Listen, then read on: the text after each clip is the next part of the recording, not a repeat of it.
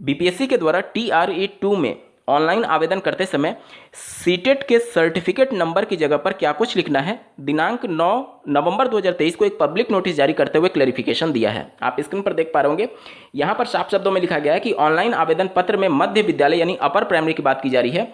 CTET उत्तीर्ण उम्मीदवार प्रमाण पत्र अंक पत्र में अंकित सीरियल नंबर एवं निर्गत तिथि अंकित करेंगे। अब यहाँ पर ऐसे अभ्यर्थी जो ऑलरेडी कंप्लीट कर चुके हैं अपना आवेदन, या तो रोल नंबर भर के या फिर NA लिख करके, क्या उनका आवेदन गलत हो गया, क्या उनको फिर से रजिस्ट्रेशन करने की आवश्यकता है?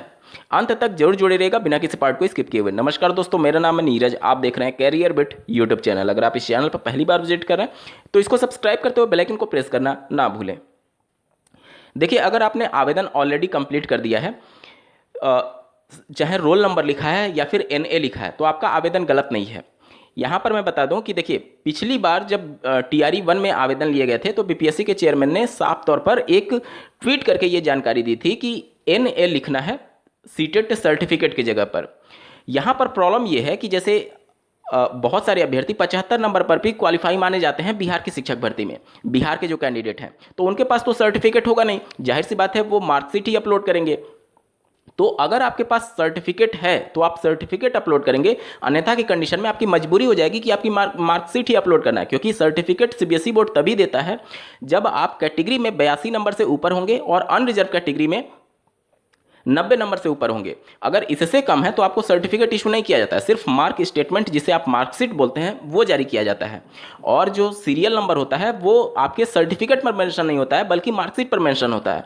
तो ऐसे अभ्यर्थी जिनके पास सर्टिफिकेट नहीं है, क्वालिफाइंग मार्क्स से नीचे होने की वजह से, जाहिर सी बात है उनको तो मार्कशीट ही अपलोड करना, उनके लिए तो कोई डाउट ही नहीं है। लेकिन अगर आपके पास सर्टिफिकेट है तो नोटिफिकेशन के हिसाब से आप सर्टिफिकेट अपलोड करिएगा, ठीक है, और आपको सर्टिफिकेट ही अपलोड करना है।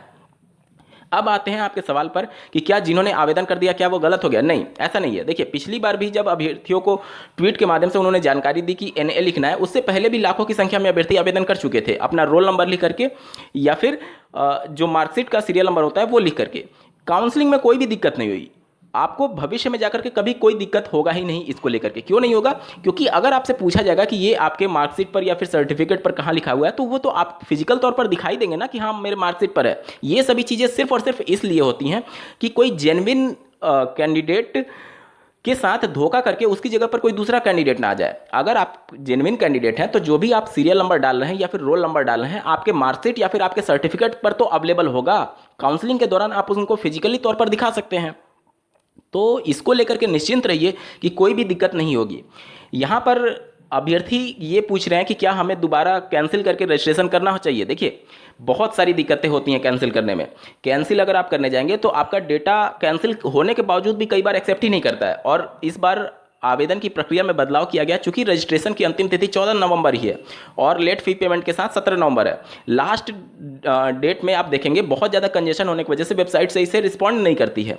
तो इस हड़बड़ी में कहीं आप अपना आवेदन निरस्त ना कर दें या फिर कैंसिल ना कर दें और भविष्य में जाकर के आपको पछताना पड़े।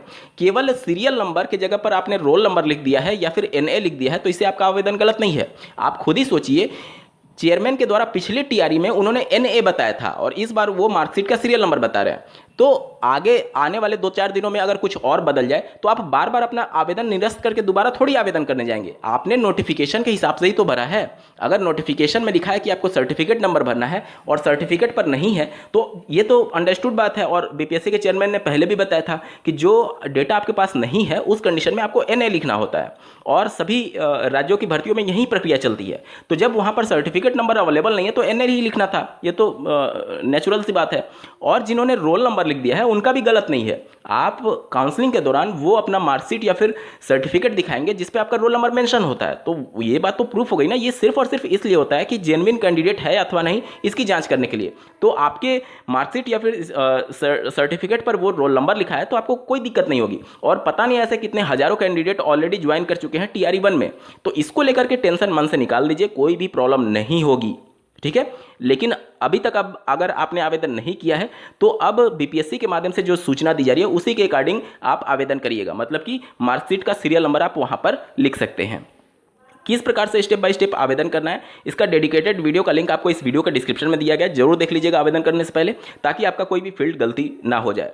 इस वीडियो को देखने के लिए आपका बहुत बहुत धन्यवाद। भगवान करे आपका दिन शुभ हो।